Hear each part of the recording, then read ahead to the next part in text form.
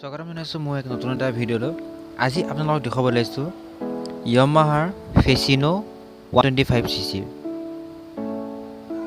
চাওক গাড়ীখনৰ design yellow colour হয়।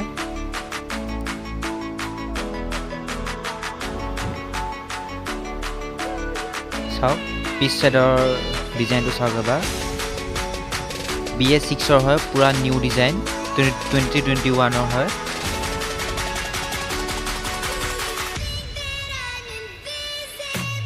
ফ্ৰণ্টৰ পৰা চাওক ক্ৰোম এলিমেণ্ট দিয়া আছে, দুইফালে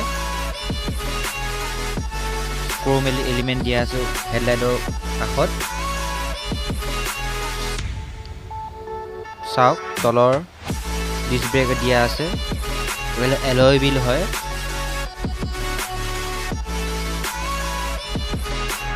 আপোনাৰ চকাৰ চাইজ হয় ফ্ৰণ্টত 90/19, 12 ইঞ্চ এলয় হুইল হয়। চাওক এক্সজষ্ট পাত চাওক, বহুত দীঘল এক্সজষ্ট হয়।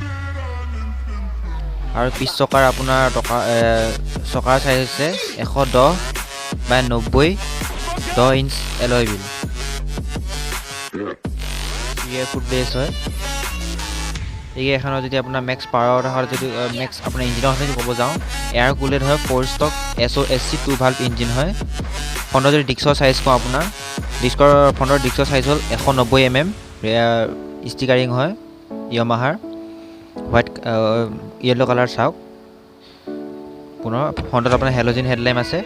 এতিয়া হয় মিটাৰ কনচোল হ'ল আপোনাৰ। প্ৰথমতে চাওক ফিউল গেজ কিমান আছে তাত দেখাব আপোনাৰ। তাৰপিছতে স্পীডোমিটাৰ, কিলোমিটাৰ আৰু ফেচিনো লগো চিলভাৰ কালাৰ আছে। এইটো ব্লেক কালাৰ, আপোনাৰ য়েল্ল' কালাৰ।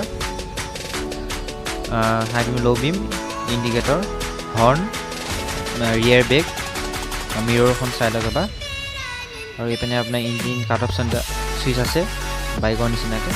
তলত চেল্ফ আছে।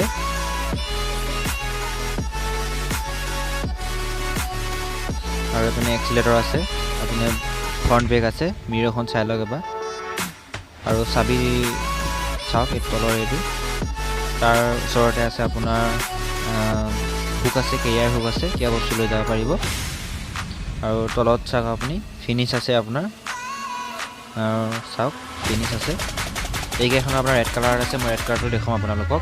এই গাড়ীখনৰ যদি মেক্স পাৱাৰৰ কথা যদি ক'ব যাওঁ, আপোনাৰ 8.2 PS, 6500 RPM। আৰু মেক্স টৰ্কৰ কথা যদি ক'ব যাওঁ 9.7 mm, 5000 RPM।